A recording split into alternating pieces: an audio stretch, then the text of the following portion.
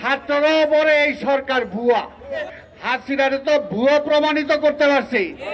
এটা হলো আমরা তার অস্ত্র নিয়ে তারে জোর করে গুলি করে নামাতে পারবো না। যদি লজ্জা থাকতো, শরম থাকতো, তাহলে আজকের ক্ষমতা ছেড়ে নির্বাচন দিত। সেই নির্বাচনে মিছিল পরবর্তী এই সমাবেশে উপস্থিত আছেন আজকের প্রধান অতিথি বিএনপির সিনিয়র যুগ্ম মহাসচিব, আন্দোলন সংগ্রামের নেতা জননেতা জনাব রিজভী আহমেদ, উপস্থিত শ্রমিক দলের প্রধান সমন্বয়কারী দেশনেত্রী বেগম খালেদা জিয়ার বিশেষ সহকারী জনাব শিমুল বিশ্বাস সহ অন্যান্য নেতৃবৃন্দ, সমবেত ভাই ও বোনেরা, আসসালামু আলাইকুম। আমরা সবাই মিছিল করেছি, প্রচন্ড গরম, তাই বক্তব্য আমি বাড়াতে চাই না। আজকের সুমন ভূঁইয়াকে মিথ্যা মামলায় জেলে পাঠানো হয়েছে।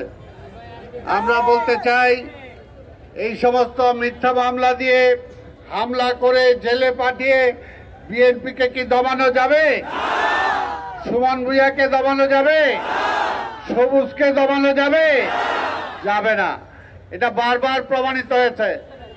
একটা কথা পরিষ্কার বলতে চাই, আন্দোলন সংগ্রামের মধ্য দিয়ে বিএনপির বিজয় হয়েছে, কিন্তু আজকের এই সরকার পুলিশ, র্যাব, সেনাবাহিনী দিয়ে আজকে বর্বর হামলার মাধ্যমে সে আজকে ক্ষমতায় টিকে আছে। জনগণের ভোটে কি আছে? জনগণের ভোটে নাই। তাই আজকের এই যে ছাত্ররা আন্দোলন করছে, ছাত্ররাও বলে এই সরকার ভুয়া। কি বলে কিনা? ভুয়া। অন্তত আন্দোলনের মাধ্যমে হাসিনারে তো ভুয়া প্রমাণিত করতে পারছি।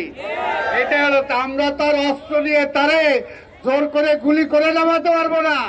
যদি লজ্জা থাকতো, শরম থাকতো, তাহলে আজকের ক্ষমতা ছেড়ে নির্বাচন দিত। সেই নির্বাচনে দেখা যেত জনগণ কাকে ম্যান্ডেট দেয়। আজকের শ্রমিক শ্রেণীর কি অবস্থা আপনারা জানেন, আপনারা নিজেরাই জানেন। জিনিসপত্রের যে দাম বাড়ছে, আজকে প্রত্যেকটা অবস্থা এমন। এই যে কোরবানির ঈদ চলে গেল, অনেক মধ্যবিত্ত পরিবার আছে যারা ঠিকমতো কোরবানিও দিতে পারে নাই। আজকে এমনি একটি অবস্থায় বাংলাদেশের মানুষ অবস্থান করছে। তাই বলতে চাই, এই আন্দোলন সংগ্রাম আমি আগেও বলেছি, শুধুমাত্র বেগম খালেদা জিয়ার মুক্তির জন্য না, শুধুমাত্র তারেক রহমানকে দেশে ফিরে আনার জন্য না। যদি এই দেশের মানুষ আপনারা বেঁচে থাকতে চান, সৎভাবে জীবন যাপন করতে চান, তাহলে এই সরকারকে ক্ষমতা থেকে নামানো ছাড়া কোনো বিকল্প নাই। এবং সেটার জন্য সবার দাবি নিয়ে রাজপথে নেমে আসতে হবে এবং বলতে হবে এই সরকারকে যে একটা নিরপেক্ষ ভোট আমরা চাই, যে ভোটের মধ্য দিয়ে আমার সরকার আমি নির্বাচিত করব। ওই প্রতিবেশী দেশ ভারত থেকে নির্বাচিত করে দিবে যে কে ক্ষমতায় থাকবে, সেটা কি আমরা মানি? আমরা মানি না। তাই তারা আজকে আধিপত্যবাদী শক্তির সমস্ত কিছু আজকে দিয়ে দিচ্ছে। আপনারা দেখছেন, আমরা আজকে বর্ষার পানিতে, বর্ষা না, নদীর পানিতে ভাসছি। এই নদী আজকের উপর থেকে আজকে ভারত সেই পানি ঠেলে দিয়ে, ভারত বাংলাদেশে ঠেলে দিয়ে বাংলাদেশকে ভাসিয়ে দিচ্ছে। আর শুকনোর মৌসুমে যখন পানি দরকার, তখন পানি আটকে রাখছে। তাই আজকের এই ভারত আমার উপর দিয়ে ট্রানজিট দিয়েছে, আমার উপর দিয়ে রেল লাইন চায়, কিন্তু আমাদের যে সুযোগ সুবিধা, সেই সুযোগ সুবিধা তারা একটুও দিচ্ছে না। তাই পরিষ্কার কথা বলতে চাই, এই সরকারকে ভারত টিকিয়ে রেখেছে।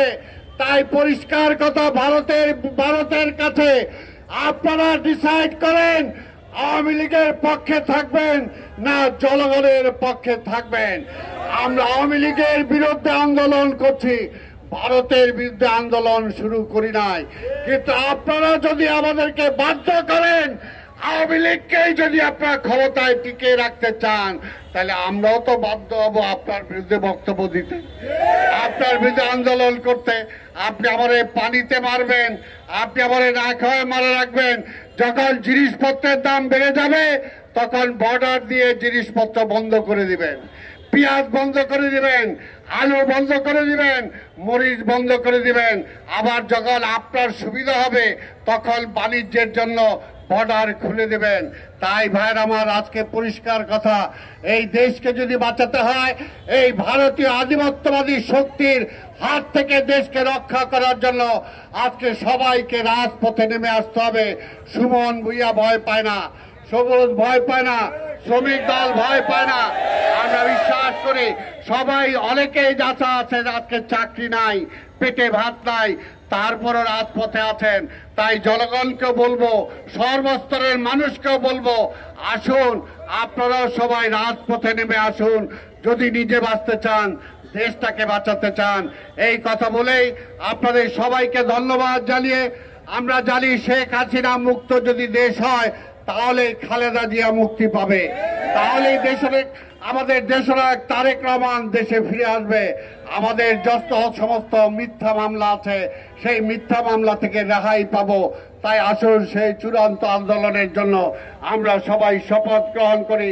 এই কথা বলেই আপনাদের সবাইকে ধন্যবাদ জানিয়ে আজকের এই তাৎক্ষণিক মিছিল করার জন্য ধন্যবাদ জানিয়ে আমি আমার বক্তব্য শেষ করছি। খোদা হাফেজ। বাংলাদেশ জিন্দাবাদ। জাতীয়তাবাদী